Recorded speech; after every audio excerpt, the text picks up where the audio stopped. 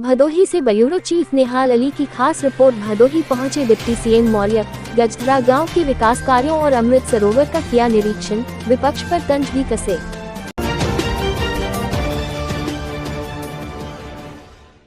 Deputy CM Keshav Prasad Maurya रविवार को अपने निर्धारित कार्यक्रम से 1.25 घंटे विलंब उलन-खटोला से चित्रकूट में आयोजित कार्यक्रम के पश्चात भदोही पहुंचे।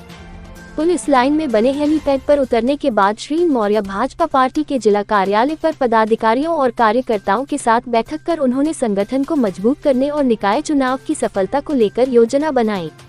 रविवार को चित्रकूट से भदोही पहुंचे उप मुख्यमंत्री केशव प्रसाद मौर्य ने सभागार में पार्टी पदाधिकारियों और कार्यकर्ताओं के साथ उन्होंने बैठक की।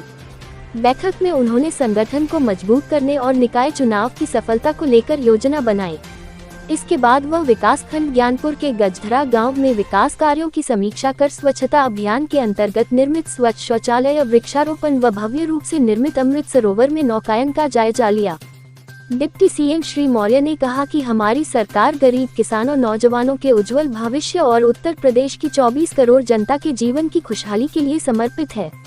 पिछली सरकारों ने जो 60 साल और 15 साल में काम नहीं किया, वह मोदी जी के 8 साल और योगी जी ने 5 साल 6 महीने के कार्यकाल में किया है। उन्होंने दावा किया कि 2024 के लोकसभा चुनाव में हमारी पार्टी यूपी में 80 में से 80 सीटें जीतेगी। आगामी निकाय चुनाव में भी पार्टी की भारी जीत होगी। कहा कि मोदी जी ने कहा था कि ना खाऊंगा ना खाने दूंगा। जब मोदी जी अपना वादा पूरा कर रहे हैं तो बंगाल से ममता जी चिल्लाती हैं और दिल्ली से सोनिया, प्रियंका व राहुल गांधी चिल्लाते हैं। अखिलेश यादव जी के पेट में दर्द हो रहा है, कहीं जांच की आंचों तक न पहुंच जाए, इसलिए लगातार हल्ला करते रहते हैं। हमारी सरकार लगातार उत्तर प्रदेश को प्रगति के पथ पर लेकर के आगे जा रही है। आज हमारी सरकार की दूसरी पारी के 6 महीने पूरे हुए। कल नवरात्रि का प्रथम दिन है। मैं सबको आखिरी रूप से शुभकामनाएं भी देता हूँ।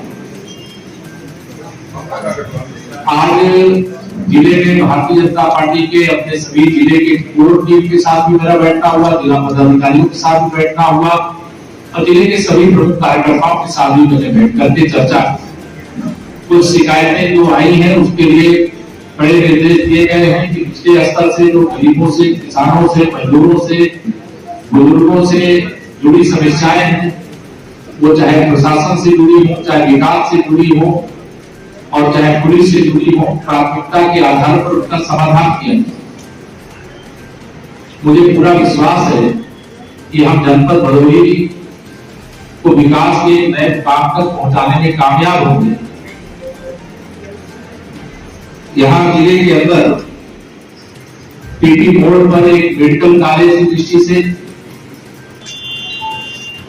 प्रस्ताव गया है। 8 मिनट के अंदर उसको नोट भी किया गया है और उसको हम आगे बढ़ाने के लिए तत्काल कार्रवाई का प्रयास करेंगे।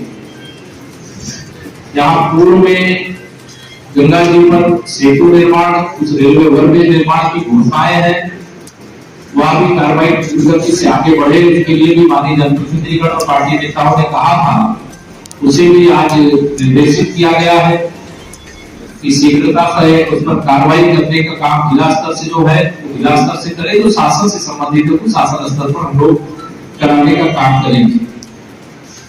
यहाँ पर मेडिसिन डिपो की दृष्टि से लैंड मिल गई है, उसके निर्माण का काम तत्काल किया जाएगा। जब इसकी समीक्षा की गई तो उसमें ध्यान दिया है आश्रम पद्धति विद्यालय इनमें निर्माण का कार्य थोड़ा सा अधूरा रह गया था, इसलिए चालू नहीं हुआ। समय से उसको निर्माण पूरा करा।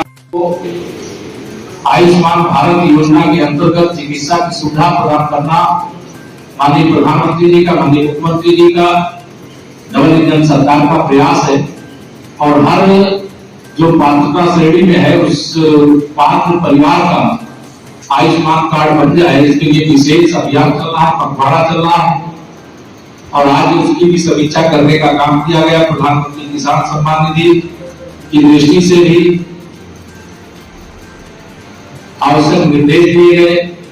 भाजपा का चाहे बूथ अध्यक्ष हो, चाहे कोई हमारे जिला अध्यक्ष हैं, चाहे हमारे जनप्रतिनिधि, समस्याओं का समाधान हो रहा है, लेकिन प्राथमिकता पर द्वारा बताई गई बातों को सुन करके उन समस्याओं का समाधान करें।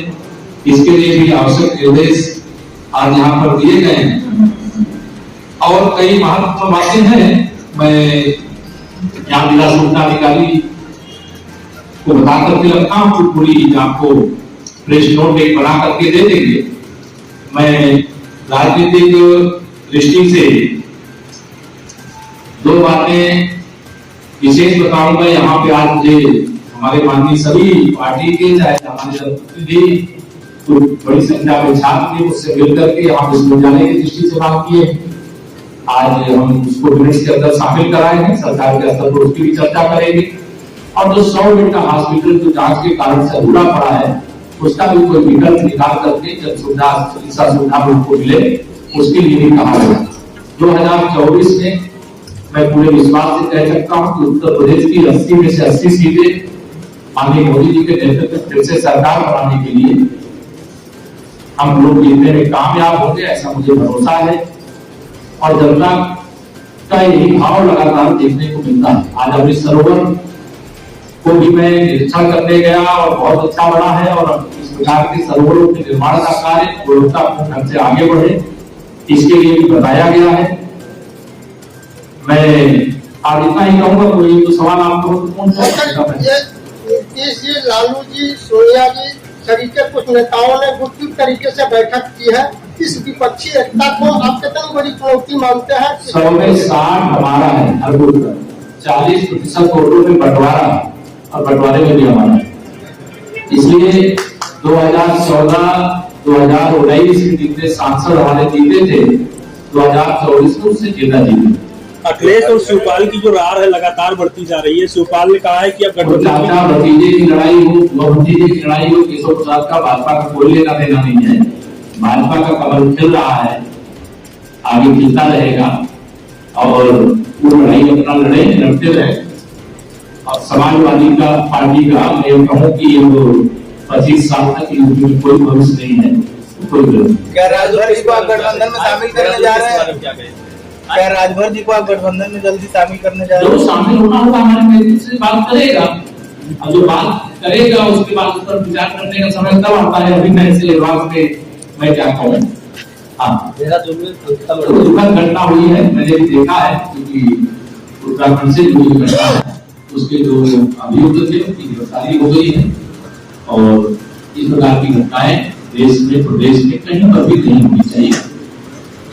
नीतीश कुमार फूलपुर से अगर चुनाव लड़ते हैं तो क्या बीजेपी कमजोर होगी? जमानत जब्त हो गई नीतीश कुमार। और बिहार में आपको अगर याद हो 2014 का लोकसभा चुनाव बिना मोदी जी के चेहरे के लड़े थे। नीतीश जी के चेहरे के दम पर केवल 2 सांसद उनके जीते, क्योंकि हैसियत 2 सांसद की बिहार की जनता ने बना करके रखी है। इसलिए भाजपा के साथ गठबंधन में उनका कद बड़ा रहता है। अब जहां उन्होंने गठबंधन किया उसका क्या होगा वो तो 2024 में। यात्रा काफी कामयाब दिखाई दे रही है।